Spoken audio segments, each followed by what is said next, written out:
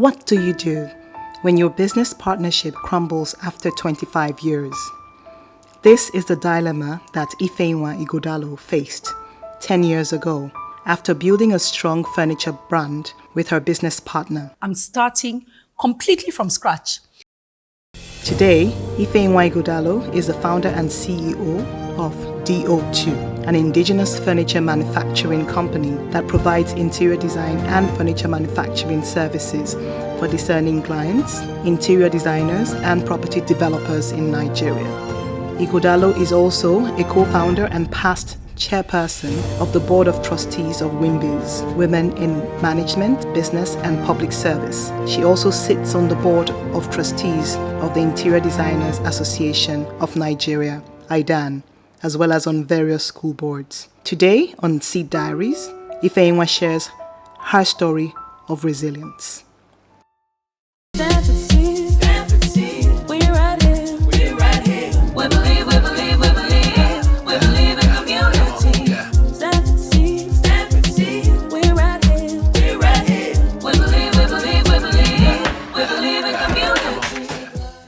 I'm Wamaka Okoye, and with me I have Ifeyinwa Ighodalo. Ifeyinwa Ighodalo. Well, she's the founder of DO.ii, Yes. and really veteran interior designer. Yes. Much respect. Thank And I'm you. really, really excited and honored to have you here today. Thank you. So am I actually to be here. Thank you. So we're going to be having a conversation about a number of things. But first of all, I wanted to ask a bit about your childhood. Okay.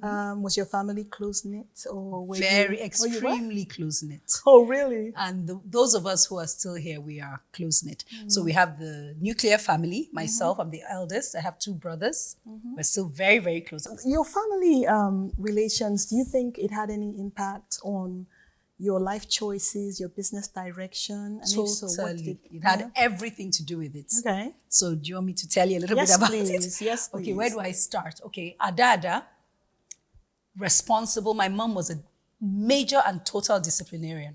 Literally, I was speaking to my daughter this morning and I said, my mom instilled the discipline in me. My father was disciplined as well. But because I'm the girl, I spent more time with my mom when I was younger. But from the age of 12, I've said this so many times. One, my father raised me as if I was his first son. He wanted a son first. Was a little disappointed at first, but once he got to know me, he was like, yes. So he invested a lot of time in me. When I was 12, he taught me the principle of break-even analysis. It's a business principle, yes. He was studying for his master's. We were living in the United States. And he came home one day, brought out the book and taught me, and I grasped it and he couldn't believe it. So that's where my interest in business started. The next thing is, people may not know this of me, but I'm a free spirit. I'm disciplined. I think we know you're a free spirit. No, seriously, I am disciplined. Yes. And I can be regimented, but one of the ways you know, try and tie me down to an appointment. You see me go this way and that way. It's difficult to tie me down. I prefer to just let things evolve. Oh, interesting. So I knew that I would not survive in the corporate world, Okay. as it were. So I knew that I just had to start my own business and just run my own thing. That way, I have a little more flexibility, fluidity. So these are all the things that have led me to where I am. But then you studied accounting. Yes. And Now, okay, how did you navigate from accounting to interior design, furniture manufacturing? How did you do Okay, that? so I was, this again is part of the story. I was, please, I'm not sounding immodest, but I was extremely brilliant. Okay. In the States, I said we lived in the States. In our last year, before we left, I was a school valedictorian. Oh, really? Yes. I'm one of those children that tend to come first. Okay. So when the choice came up for my career, I looked at it and I looked at the subjects. Yes, I was doing very well, but my favorite subjects were maths. I'm a numbers person. Okay. I'm not a writer. Okay. So law was totally out of it. I didn't even study history for my O levels, no. So I thought, I like business and I like numbers, accountancy. So that's how I made the choice. But once I got into university, I found that I I liked, I appreciate beautiful spaces. I like fashion and all that. But once I walk into a room, if I walk out of this room and you ask me, I can tell you exactly where everything was, what color it was, what I like, what I don't like.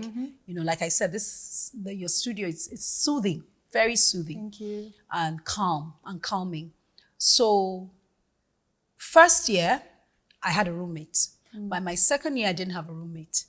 And I would make, my parents were in the furniture business. So that's a dead giveaway.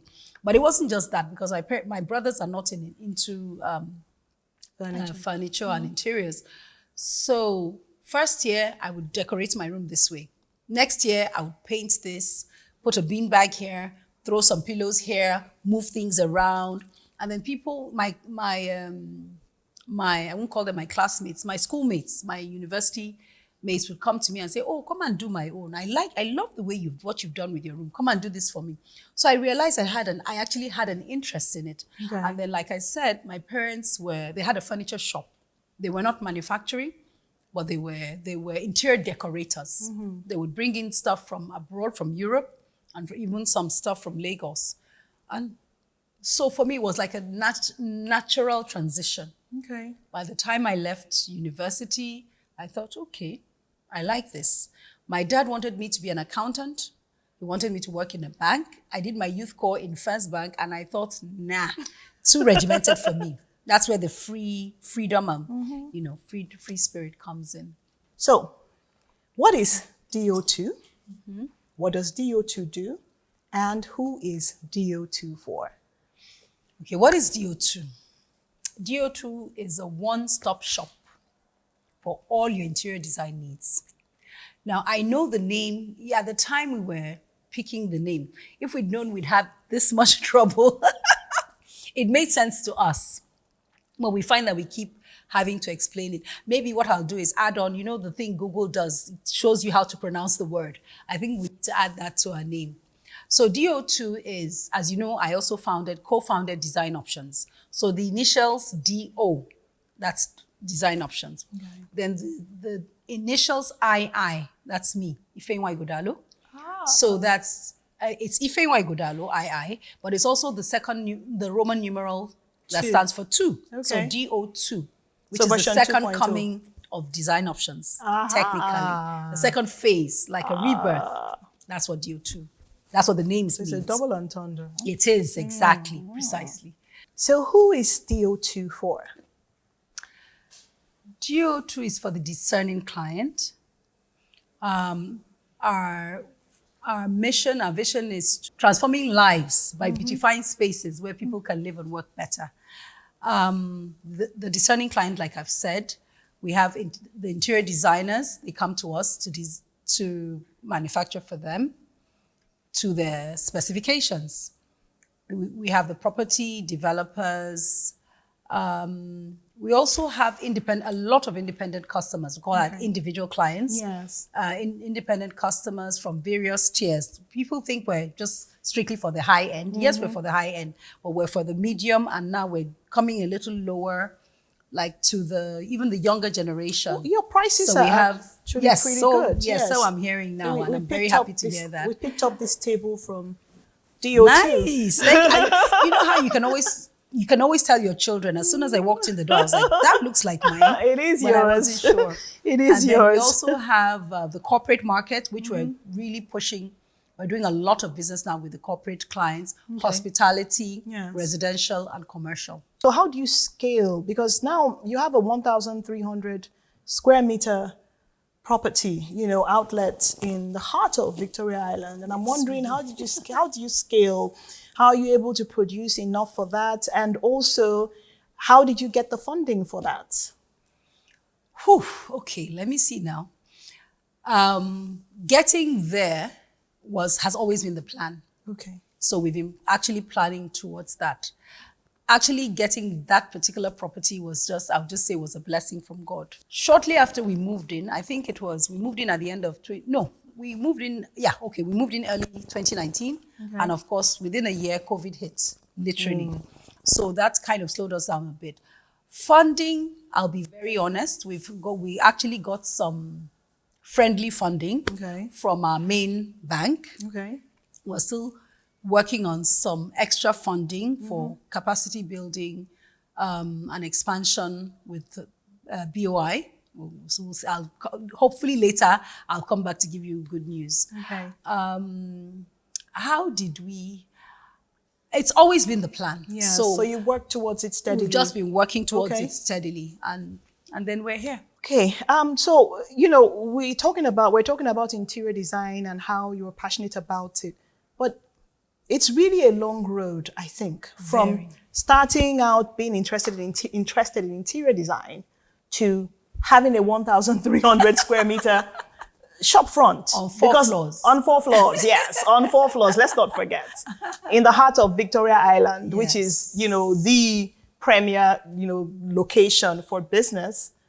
And that's the front, because there's also a factory. And I know it's capital intensive. So, for someone who is thinking, okay, I want to be an interior designer, decorator, or furniture maker. I mean, how do you go from the beginning to here? Did you get money initially, or how did you do it? That's why I said, like you said, it's been a very long journey. When I started in my car. I won't lie. I had this Honda Accord, and that was my office. So I would visit my clients, and I literally, my 2-bedroom apartment was my office. I had a little one. The second bedroom was like a little workshop. That's how we started. And then we got a little place in Unicon, next to Ghana High. And we're there for a couple of years. And I mean, growth for me, like I said, the ultimate goal was to be a huge manufacturing concern. That has always been my plan.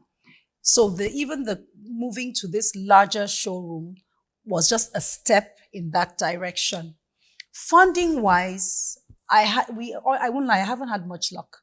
So all I've been doing is just building the capital of the business. So you're bootstrapping. You keep putting the money back into the definitely. business. Oh, the money has to go back into the business. Okay. As an accountant, I even if I didn't know anything else, I learned that. So I've paid myself a salary from the first day. I'm not one of those business people who just dip into the accounts and take what I want. I have built capital, and I have built people. Yes. So that's all what has gotten us to where we are. And of course, my what will I call it? Not even a village, my nation and tribe of loyal clients. Yes, you do have that. And without that, we won't be where we are today. Well, so there must be something about your service, and you have a very effervescent personality that I can say. So yes. Now I just have a few thoughts. You mentioned, and I do know that you are co-founder of Design Options. Yes. And when I was in school, interning, Design Options was in existence. Are you serious? Oh, yes. I was working at Interior Options. Then it was called Design Point. Oh, so yes. Opposite us. Yes. Wow. So I knew about Design Options then. And that's before I went to study interior design. I was in architecture school then. Okay. And it was on for a very long time and, had a great reputation. And yes, it did. And then I heard that, it's no more. Yes. And I know that you had a partner. Mm-hmm. And so I would like to know what happened with that, because I know you had to start all over again. How old is DO.ii? 25 years of Design Options, 10 years of DO.ii. What happened this year? Whew, okay. You have 2 young women come together. Well, not that freshly out of school. I was 27 and she was, I think, 24 or 25. We started the business as friends. The partnership agreement wasn't really ironclad. So I'm embarrassed to say that. Well, now, everything went well. We were getting along very well. And then, sadly, she became ill. Okay. And what the short story is, Design Options was a casualty of that illness. So it was her idea to wind up the business. It wasn't mine. And I found that for me at this point, when you've been together with somebody like 25 years, we were more like husband and wife, even closer, because we were working together. We saw more of each other than we saw of our spouses. So at the end of the day, it was, I I preferred to defer to what she wanted. Okay. I could have fought it, and I thought, to what end? Okay. But again, like they say, when one door closes, many more open. And Wow. look at where we are today. So that, in a nutshell, that's what happened. I'm actually getting goosebumps. So she wanted to exit. Is that Yes. She And I wanted gave to her exit. the option of, let's sell it, Okay. you buy it, or I buy it. Okay. And while we were still discussing, I got a letter from the lawyers to say she's filing for liquidation. Oh. And my lawyer said, you can fight it. And I said, I'm not going to fight it. Let's just go with what she wants. I did advise against liquidation. You know the result of liquidation. Wow. You don't even come away with your assets. Yes, You just yes. get peanuts.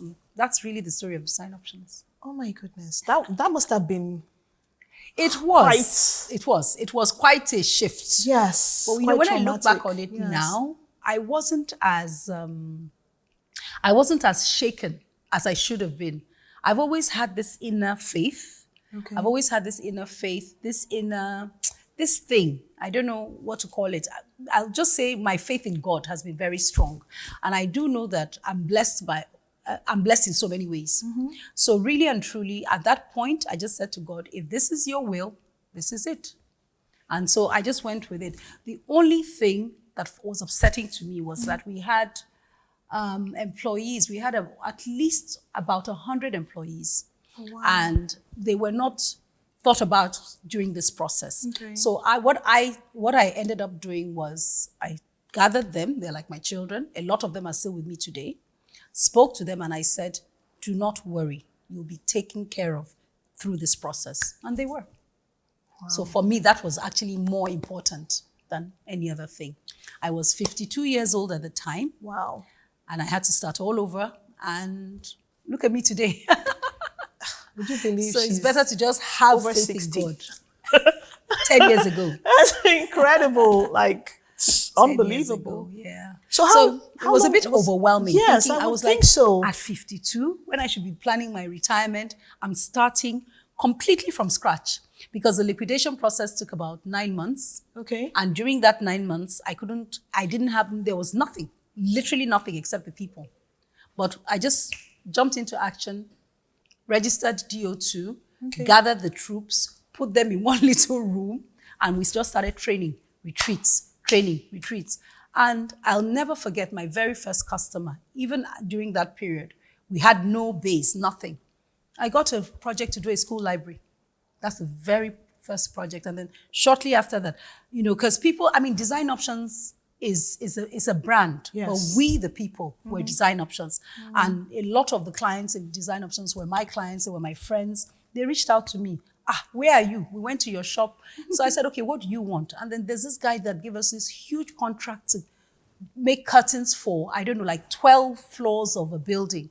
Things like that just kept coming.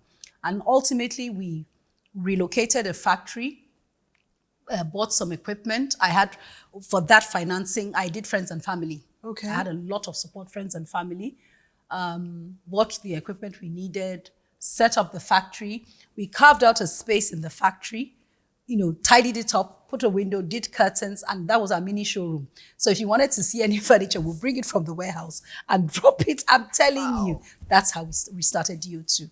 But by the end of the year, Design Options was no more. The strategic decision I took with, again, advice from friends and family, because that property was rented, was I paid the rent. And in January, I was handed back the keys of the showroom. Oh, great. And by February, we had built up furniture. We just moved in and started the company. And the rest is history. Oh, my goodness. Talk about starting over. This just sounds like a fairy tale. Yes, it's very like inspiring, a fairy tale. actually. I wish it was. It is inspiring. But I can imagine the myriad of emotions you would have gone through. And I'm just thinking, if you're someone, as someone who puts money back, you would have been investing virtually everything back into the business. Everything I had. So you were the business because the hope was that it was going to yield you fund later on. That's and the funds, right. and then suddenly Build it's it gone. into an institution that will take care of me in my old age. But look at, we are bigger and better now. We really You are bigger. So I want and better. So I want to ask a question on that. 25-year-old Ifeyinwa Ighodalo, what would you advise her to do differently this time around? Okay. Well, first, even before we come to the breakup, it took us too long to put structures, proper business structures in place for design options. Okay. But first and foremost, if you have a partner, have an ironclad partnership agreement. Plus exit clause. Plus, that's ironclad. If it's ironclad, the exit clause will be Yes. there. Even dispute resolution. Yes. That all that should have been there. But we were young, we were starry-eyed, we were excited. So that first, if you must have a partner, make sure. My father gave me a piece of advice that I didn't heed, and they tell us listen to our parents, and we never listen. But hindsight is 20/20 vision. So he said to me when I wanted to start a business, he said, "Go and work in a structured institution for 2-3 years and learn from that before you start your own." I was in a hurry. You're a free spirit. And always in a hurry. Always in a hurry. So I didn't listen, and being his only daughter, he's the apple of his eye, he let me have my way, and I started the business. So 15 years down the line, we didn't have, design options wasn't structured. So I remember clearly when I started working on the structure. And so by the time we're getting to 25, we were structured, we were just ready to take off, and then this happened. So God's will and God's way. You would have an agreement? I would set up structures. I would work first. Advise 20, because I started the business at 27. Okay. So I would advise 25, 27-year-old Ifeyinwa, one, work in a structured business, learn about structure and hierarchy and all of that. I would, if I was going to go into a partnership, I would have an ironclad business partnership agreement. With dispute resolution included. With dispute resolution and an exit clause and all of that. As far as the business itself is concerned, I don't think there is too much more I would have done differently. I'm actually quite happy.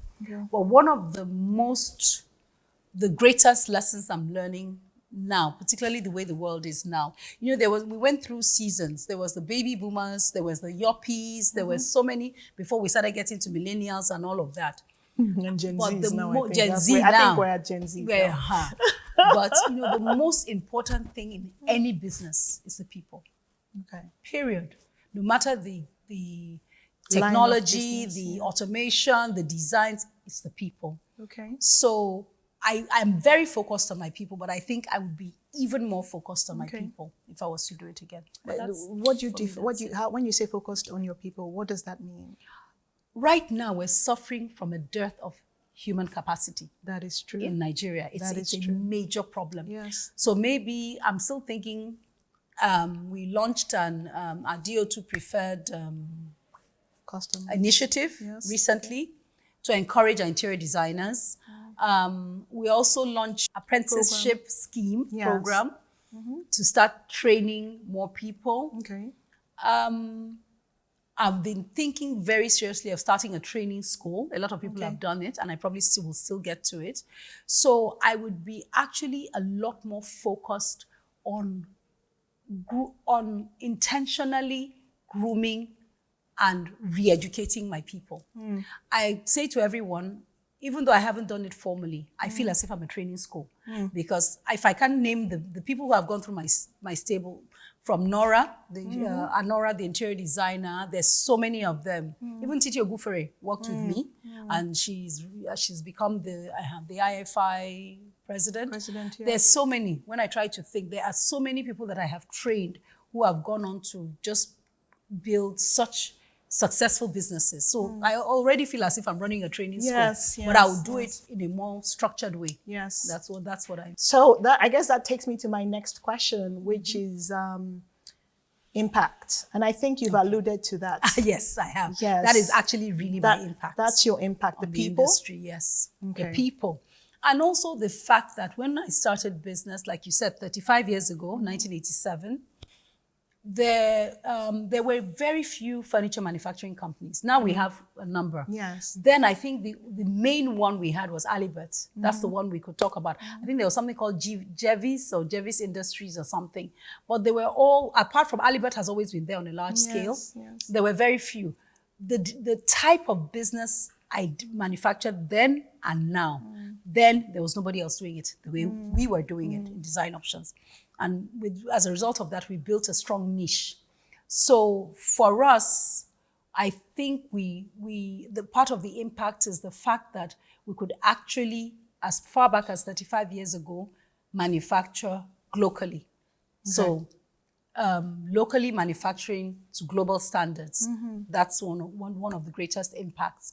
And it also gave Nigerians the flexibility then, because with other manufacturing companies, it's what they have is what you take. Yes. But with design options, you could adjust your dimensions, and with DO.ii now, you can adjust your dimensions. You could actually change your colors.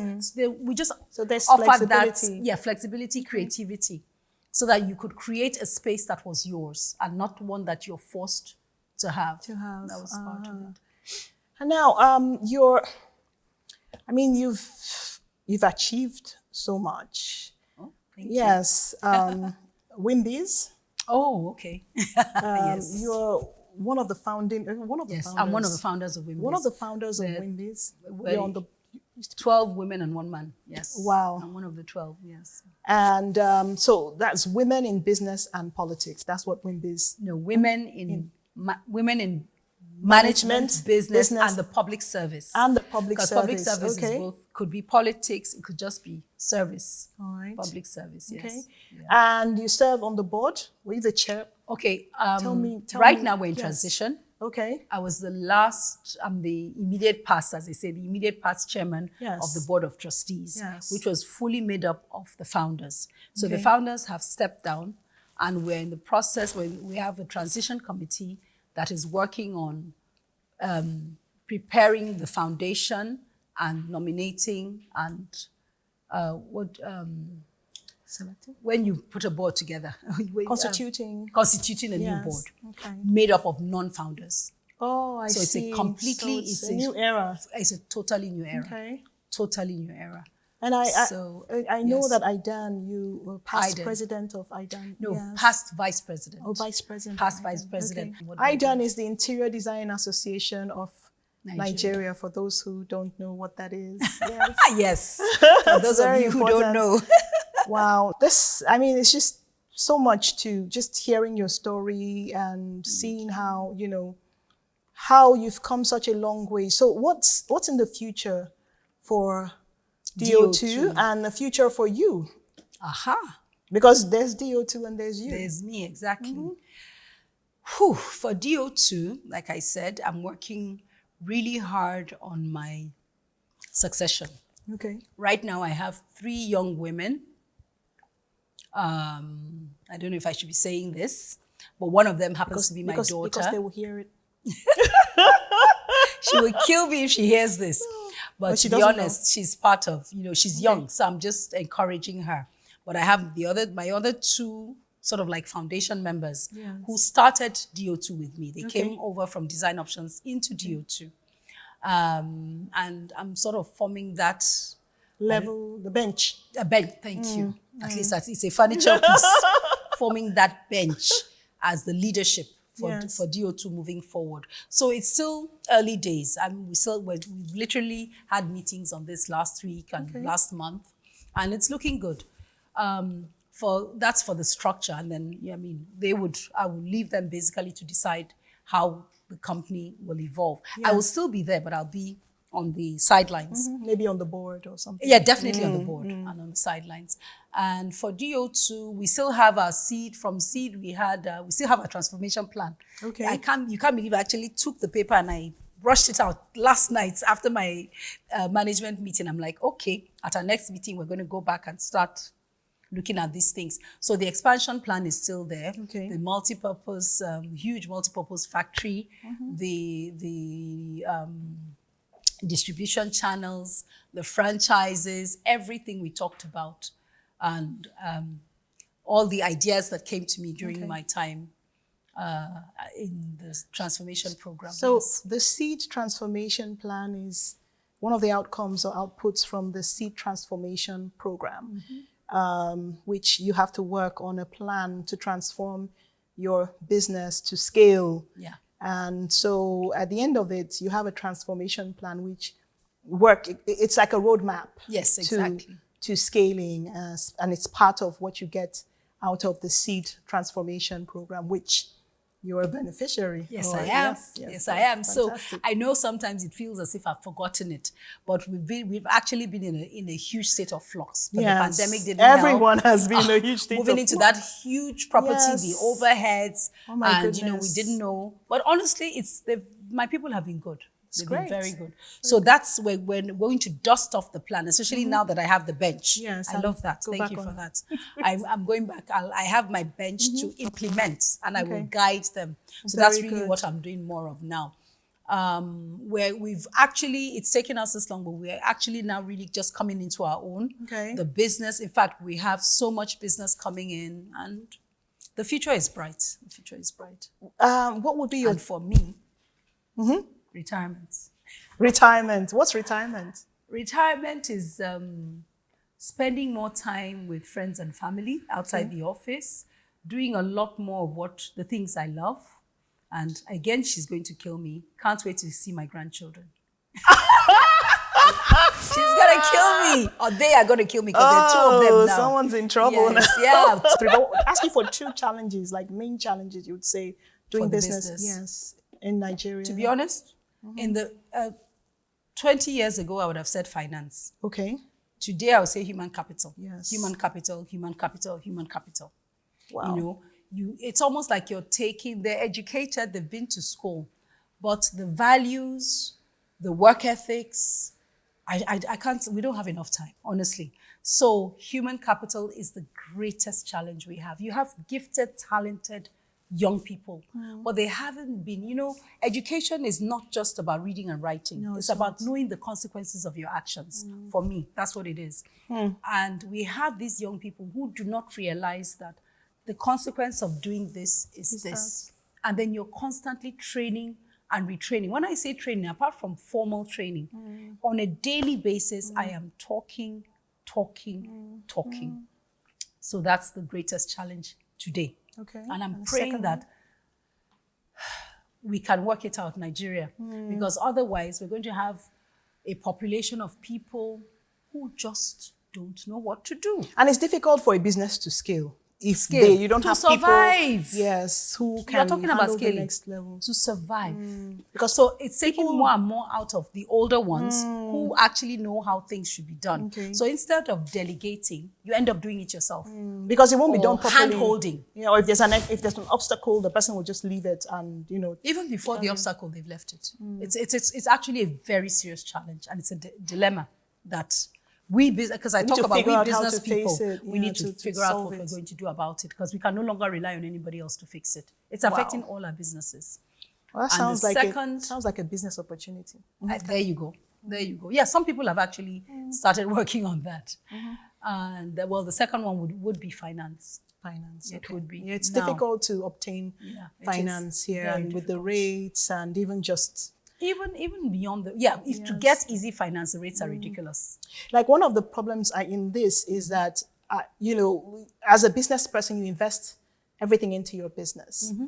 But when you're looking for finance, you're almost punished for it, because they want you to have been buying houses instead of... There you go. Bring the property. No, I'll tell you my 2 favorite. You want to borrow, and this one happened to me. When it happened to me in design options in Onikon, which was even like 30 years ago, because we're still in Onikon 30 years ago. We wanted to get a place on Awolowo Road. Yes. And we needed finance. I went to them and I said, we need to borrow then, maybe 500,000 or so, or $1 million. And they said, no problem. Bring 1 million, put it in the account, and we'll lend you 1 million. And I thought, seriously? I should bring 1 million, give you, and you will lend me 1 million. As a collateral for the money. Do you know it's still happening till today? Yes, it is. It happened to me recently. It is. So I'm like, yes. So really, that was actually a turning point for me. That was the day I knew that I couldn't rely on anybody else for the capital I needed to run this business and grow the business. So, I was trained and raised to reinvest anyway, but I was then more intentional about it. So that's one of the greatest challenges. Bring the money and we'll lend you the money. Now, the second one, like you said, the property. Yes. They even land. You have land? No. It must be built up.